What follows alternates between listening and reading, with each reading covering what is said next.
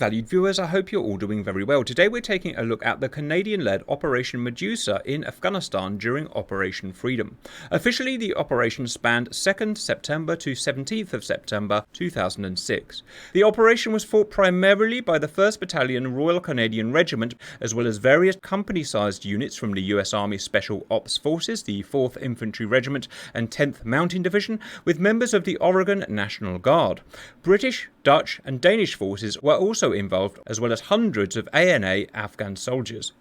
The goal of the operation was to completely remove insurgents from and establish government control over an area of Kandahar province 19 miles west of Kandahar city. The NATO air offensive commenced on 2nd of September while ground forces positioned themselves in a pincer north and south of the Panjwayi District. The initial air attacks led to more than 200 insurgent casualties.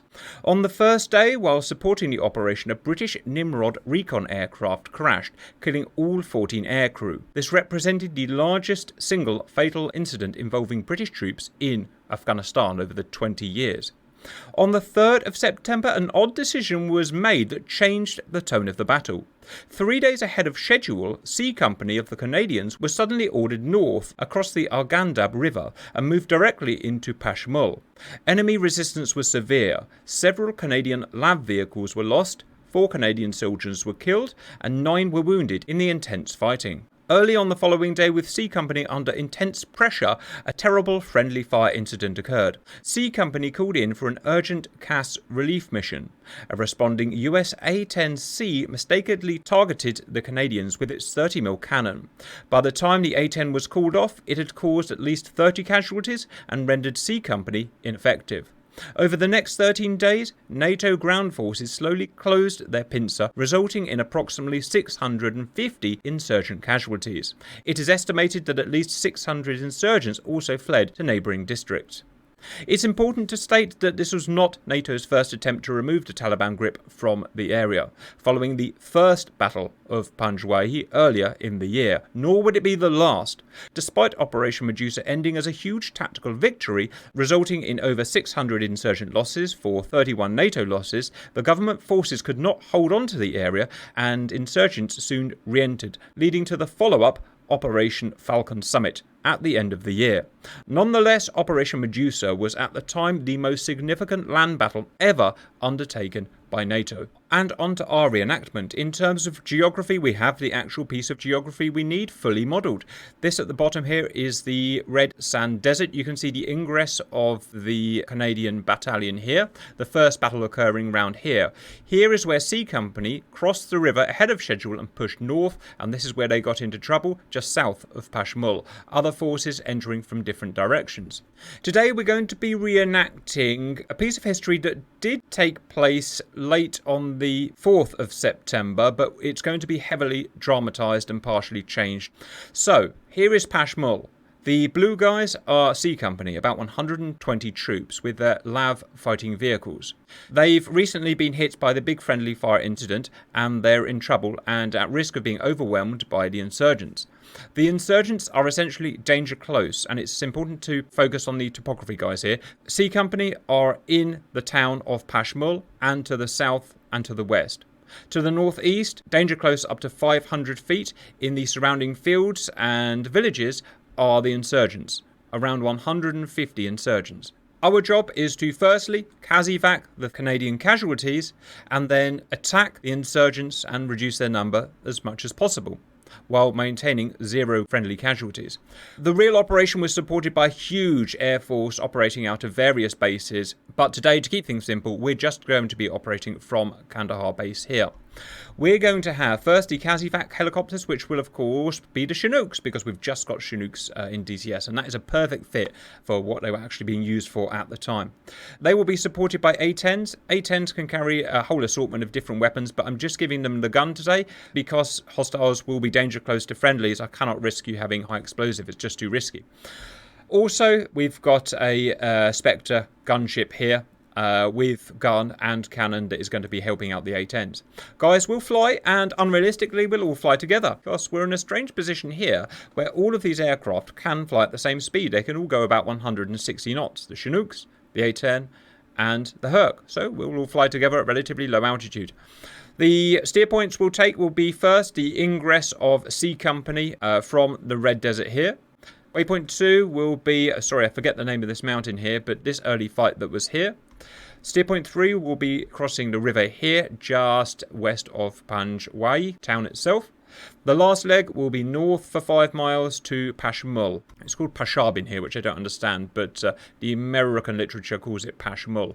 Once we get there, guys, the Canadians will put up 2 smokes. Green will be the landing area. Out of interest, it's going to be this area here. That's where we land. We stay on the ground for a minute to take on casualties, and then we take off again. There may only be space for 2 helicopters here because they're big helicopters. If so, 2 in. The other 2 wait, the next 2 in, and then we all head off together. Once we've confirmed that the Kazivak helicopters are at least a mile south and out of harm's way, then we'll give ROE to the A-10s and the C-130 to start firing. When you do start firing, obviously you must contain your fire to this area here. Now, I know it's easy looking on a map like this, but when you're over the target, it's very hard to find out what's what. So at the beginning of the engagement, a red smoke will be put roughly in the middle of the hostiles, so you can get your bearings. The smoke will disappear after a while, and you'll have to familiarize yourself with the fields and the buildings at that point to figure out what's hostile. The scoreboard will be on and we'll see how many hostiles we destroy, but we must not destroy any friendlies. Any friendlies also destroyed will be on the scoreboard, and then we'll get a real talking down by the higher echelons. It's a pretty simple mission, guys, but it also should be fun, and it's going along with our idea of what the combat was kind of like. Everything was danger close. Everything, you had to be so careful what you shot at, and so on. And this was obviously a bit of a dramatized flashpoint. Welcome to Kandahar, viewers. Today's pilots are Simba, Grump, Dark Bird, Poosh, Fire, Cannonball, and I'm hitching a ride with Simba. Hello, boys. Hello. Hello. Hello. Right, this is almost certainly going to go wrong, but let's try taking off. Wow, Simba is very invisible. What can go wrong? What can go wrong? Woohoo! Gonna take off right underneath them. Yep, do what you want.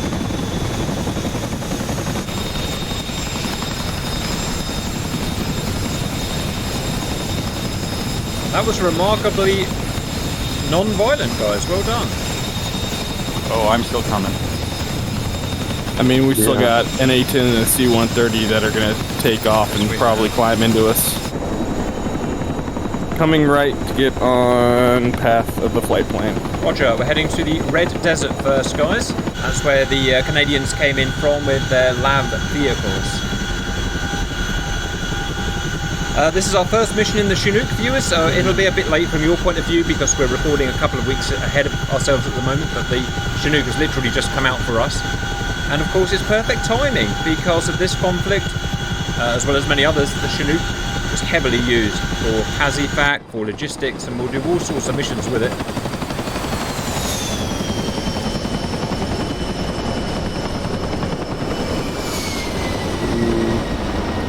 There was the Red Desert, viewers.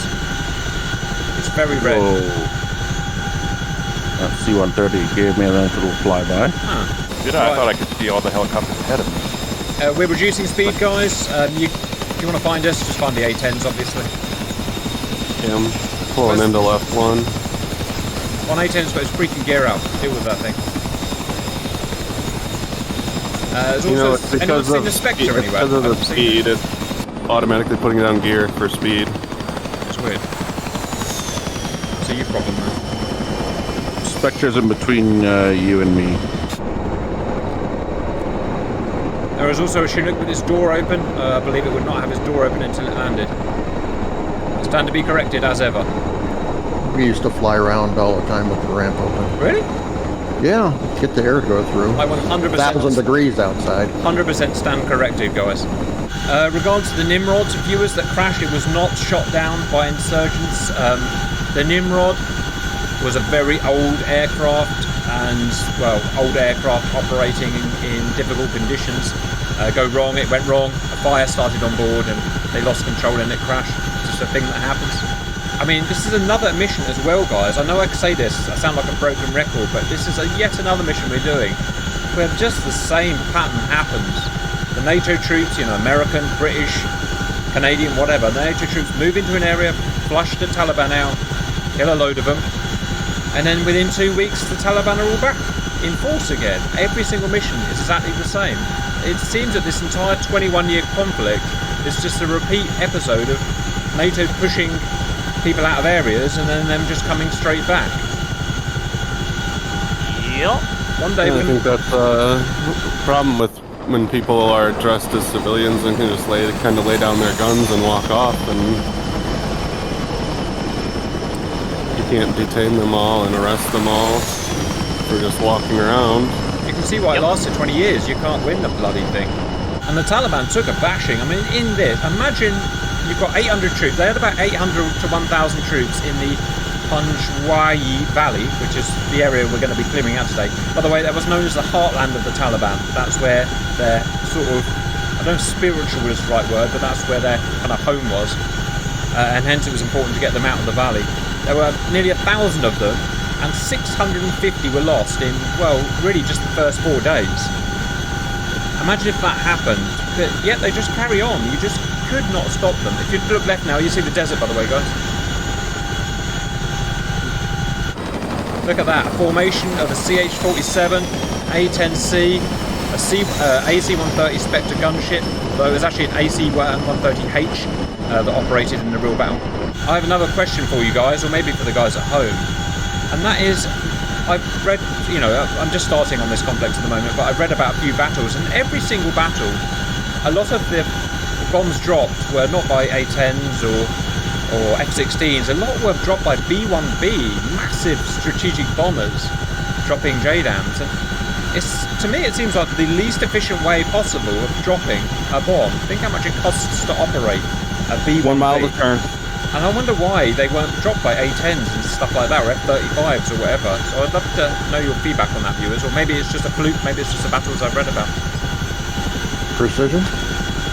But they're all as precise as each other. They all drop the same GBU-31 and GBU-38 bomb. Yeah, maybe loitering, because the B-1 can hang out over, Maybe. you know, act as a quick reaction force for hours. Where was the B-1 flying out of? Was it? Coming right. I don't know. Go. He would have been out of... If it was coming all the way from the States, then it's flying with bombs that they don't have to ship all over the place. No, so probably coming out of either Dua Garcia or the Emirates somewhere. Roger. The F-35 wasn't really in service when the Afghanistan war was on. Yep. That was another one of it. I mean, it's also because the U.S. just had that much firepower. We can afford to do that. Roger. I've got to try and remember the mountain names. Oh god, I can't. What was that one? That was the Spashgur or whatever it's called. Oh, sorry viewers, I've forgotten the names of the mountains. But yeah, this The was... S10 map, tell you? Stand by. I'm on it now, but no, not obvious. Well, we're going to have to make the names up, viewers. This mountain here was where the first consolidated attack by the Canadian, not regiment, battalion was. The insurgents were heavily dug in to the highland, as is normal for the insurgents along here. And they were pincered by several companies of the Canadians. And then once that battle was won, they moved on to these mountains here, and then to the actual river, the main river down the valley, which is kind of there where I'm looking there.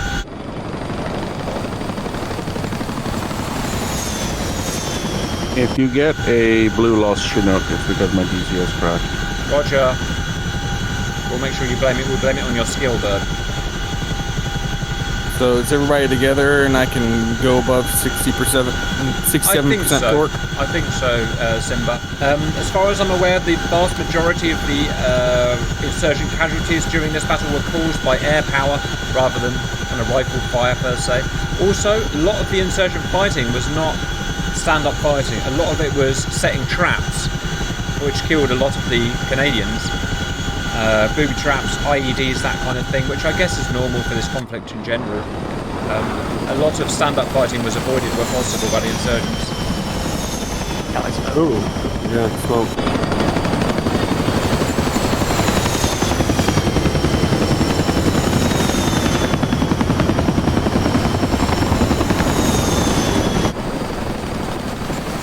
Out of interest, how are you navigating? I haven't looked at waypoints yet. Is it on the... I don't know if you can see my... I don't know if it's reflecting on yours. I see my the right line. MFD screen. Yeah. Purple? Yep. That's waypoint to waypoint. All right, very good. Now, I missed waypoint 1 by like maybe 3 or 4 tenths of a mile. So the auto flight plane didn't kick over, but normally this line would be white. Roger. Okay, guys, well, here's the main river that runs through the valley.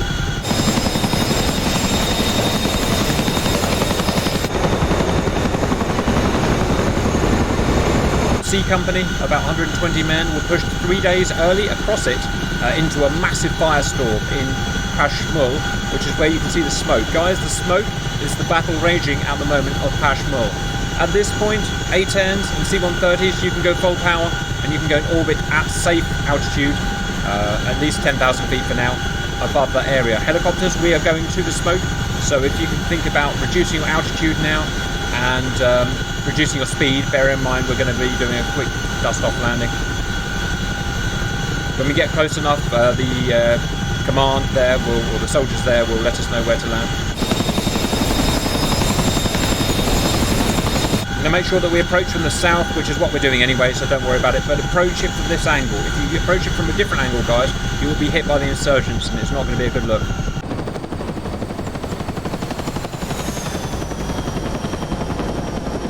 Smoke is up. Red is showing the rough area of the hostiles. Rough area. Smoke up nose. Green is the landing at the LZ for the helicopters. Let's have 2 helicopters down at the green LZ and 2 loiter slightly south. The battle rage is on.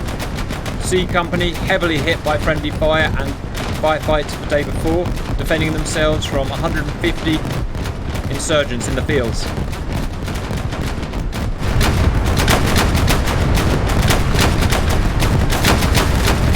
12 o'clock high, C-130 in orbit. Hello.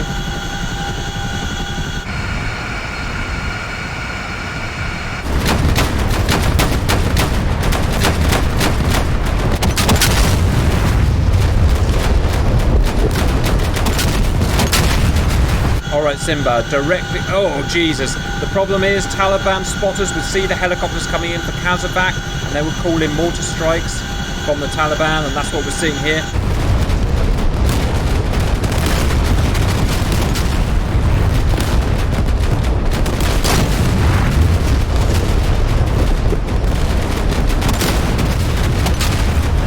We're going to have to land under fire from the mortar, on the green smoke, under rifle fire and machine gun fire.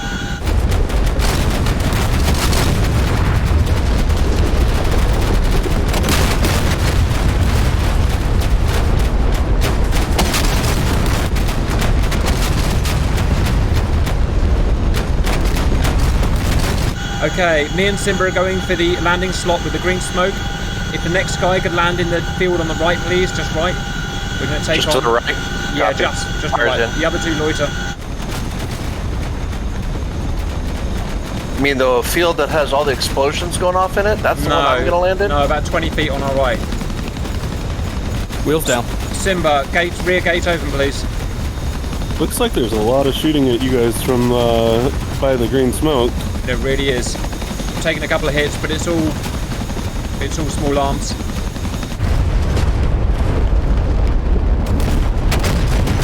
Right, me and Simba are now taking on casualties, but it's going to take a minute.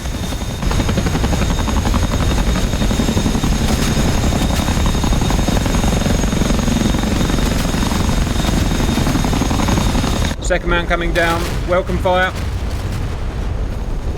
We've taken on half our casualties.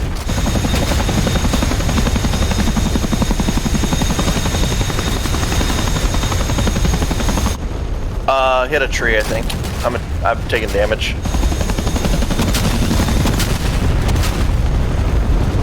We have a Chinook down, We need someone to come and rescue fire and take his casualties. Simba, we can dust off. We've taken our casualties. Get the rear gate closed, please. Someone come and land where me and Simba were. Drop Simba down. Simba, can we head south by half a mile and loiter? South half a mile and loiter.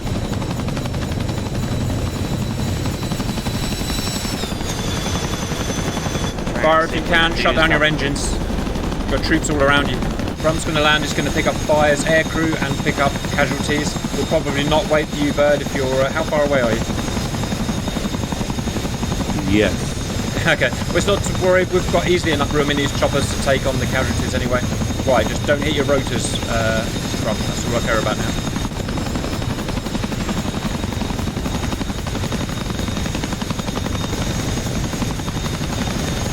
Trump can do that famous thing where the Chinook puts his back wheels on the roof of the We building. will do that at some point. Not today, though. Not today.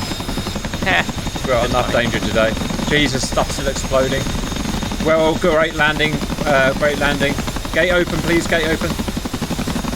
Ramps come down. Roger. Casualties being loaded as we speak. Shut down your engines. Fire. Jump on in. Let's go. Let's go. Let's go. Trump, you're fully loaded with the casualties and the air crew. Their shutdowns are gonna get them out. Roger. Take off, please. Fire, Trump. are you on? Let's go. I'm on. Let's go, go, Ramps coming go. up. We're getting out of here. Let's go. Alright, Grant, please head south, meet up with Simba, and then all of you head south and rendezvous with Bird, and then back to your way to Kandahar. 810s and Spectre, 1 minute preparation time, then I will give the order to fire. Stand by. Simba, if you can dive in front of Grump and then take him south, back to the Red Desert.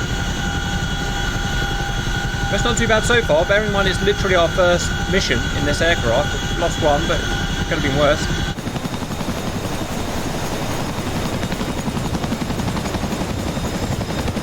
Push rolling in. You may attack now. You may attack now, guys. Yeehaw!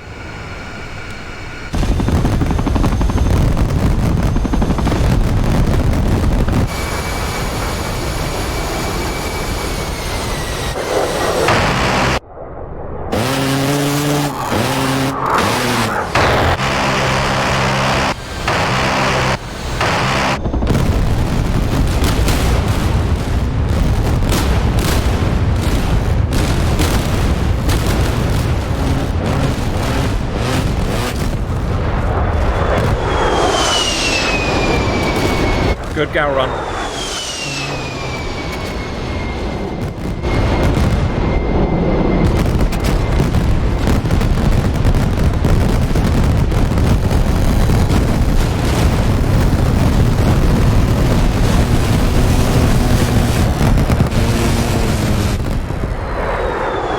Good 810ing. 40 insurgents down. Well done, guys. Super tempting just to open up viewers, but they've got to get on target.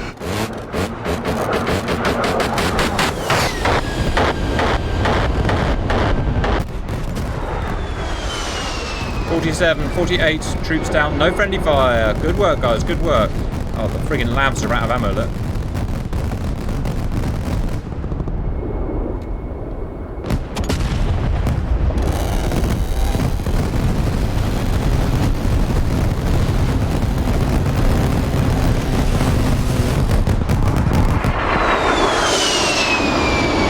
.54 insurgents down.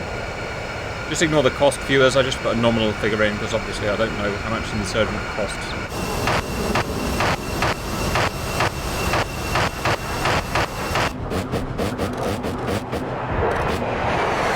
You know what we needed? We needed more A10s. How many A10s? Yes. Oh, A10s. Good howitzer hit. 57 insurgents down. Good hits. Appear to be Winchester. You're out. Oh, Roger, you can just stay and advise. Yeah, Good I'm hits. almost there as well. AC 130. 64 insurgents down. How much ammo have you got, Dart? About one more run.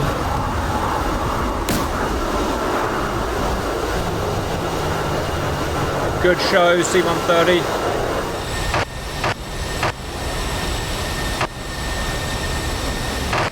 Yeah, the Gal rounds are on target. 65 down. Yeah, that's me, Winchester. It's a hard thing to do. RTB. Let's run the C-130 out of ammo. Great stuff by the 130. Right on target. I don't know that you can run it out of ammo.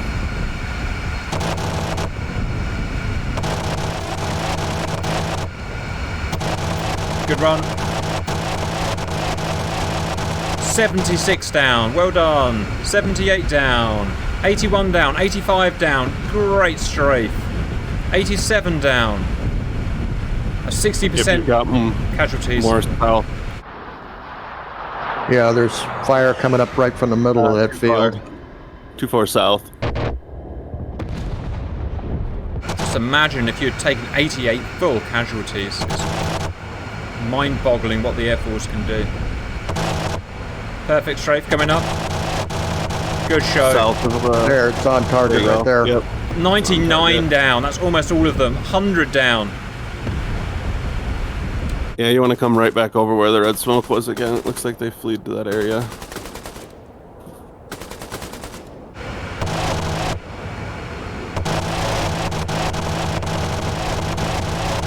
That's good going, buddy. Don't hit us. Don't hit us, eh? 106. Ooh, and this is a bit gory, but it's also kind of impressive. We rocked the crap out of him, don't you know? Mm-hmm. Oh, don't you know, bud? Sorry, eh? What do you know about bacon and syrup? Just put some maple syrup on it. Have a toonie. 107.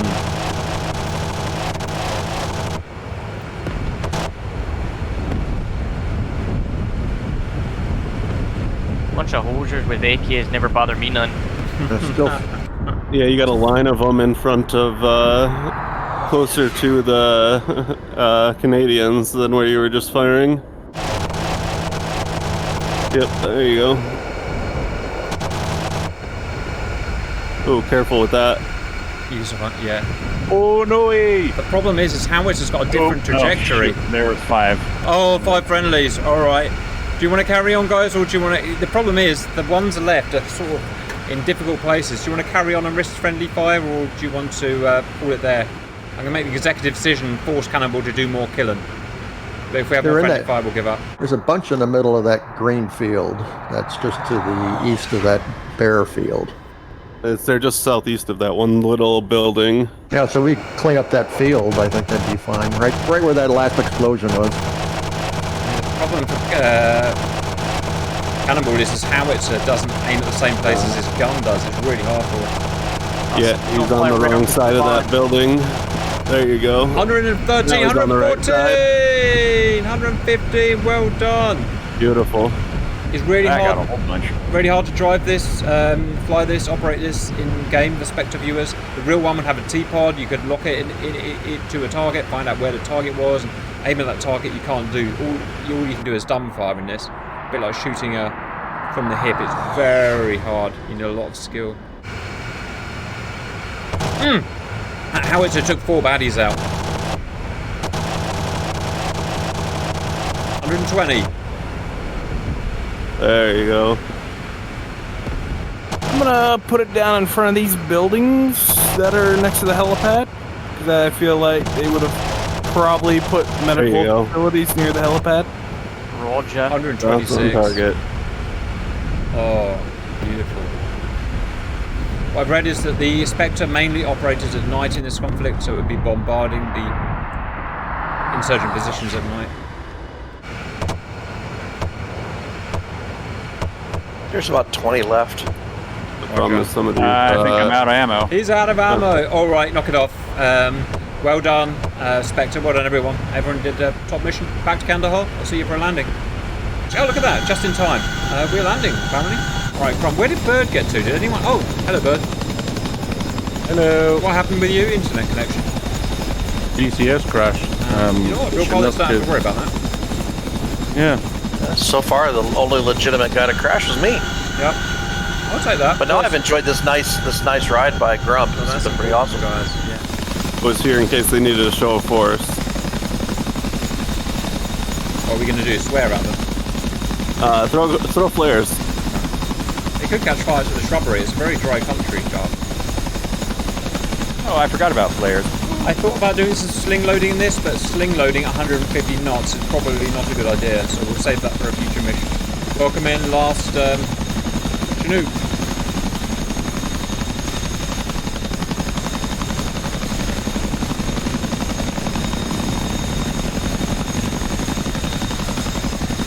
If you know more about this battle than me, which is going to be lots of you viewers, please let me know of any stories and stuff in the comments. I'd love to read about it. I'd love more time to sit and read about these battles, but I can only really look at the periphery. Reverse, damn you, reverse. Oh, I can see Kandahar. Can they make it down before nightfall? Alright guys, we've done the serious stuff. Now time for some stupid stuff. Where should we try and make the A-10s land? At Kandahar. On the hello runway. Oh, right. It really is a Yep. helicopter landing. Right. It is a distance of... It is a length of half a mile. Well, that's going to take a lot of gow... Oh, you don't even have your gun brake. Alright, guys. A-10s, do you see the runway? It's like closer towards you on the left. There's a tiny little runway that's lit up. I see him. It's just on the opposite side of the buildings from the long runways. Herc has arrived, and Herc has to land there too. Shouldn't be a problem for Herc. Lighting system engaged. Oh, I see it. Plus free fireworks. Best works. Oh yes, that is a very short runway. And some lovely sunset visuals here over Kandahar. I can light too. Yes, you can. You can also set fire to those hard-working Panjwayi fields. I wonder if I've pronounced a single place name right during this whole series. Probably not. Right, A-10, land good, don't land bad. That is all. Speed? That's a good speed. Whoa, jeez and peace. It's cruise speed. Yeah, IAS of 230? Oh, that's not going to end well. It will. It'll be fine. That will stop him. That will stop him. Ooh. That's off to a right. Now the insurgents can get through again. Like the 2012 Camp Bastion attack. Boy, my AOA is... Oh, that's a pretty Nice. player. No slower, no slower, no slower. You will fall out the sky. Look at that. He's got it at 100 knots. An A-10 at 100 knots. It's a tail strike, but he doesn't care. There's a wall. Drop it. You're clear. Drop it. Drop it like it's hot. That's gonna hurt. That's gonna hurt. That's gonna hurt. That's gonna hurt. No, he needs his GAU 8 braking system. Where's the GAU 8 braking system? Nope, I've got it. Easy. Wow, genuinely, an Take the A-10 landed taxiway to the right. in half a mile. That's some pretty good skill. Yep, turning around to that. Oh my god, the flare man. Yes. I found your landing illuminating. He's not going to make it. Yes, he is. Oh yeah, it will. Oh, yeah, he is. Thrust reverse. Taxiway to the right. That's it, guys. Any thoughts from the pilots? American. Fine. Oh, who ran into me? Oh, that wing's a bit bigger than I thought. You'll be fine. It's a Herc. All right, obligatory smash up. Go. I'm shutting down. Yes, that appears to be a simple problem. Yeah. So shut down already. He completely forgot about the obligatory smash up, guys. Okay, I've got it for you. Wah! Crashed. Yes, Right. it didn't crash. Whoa. Dark has to kill his co-workers in order to feel successful. Yeah, I actually kind of agree with that, guys. I hope you enjoyed that, and bye.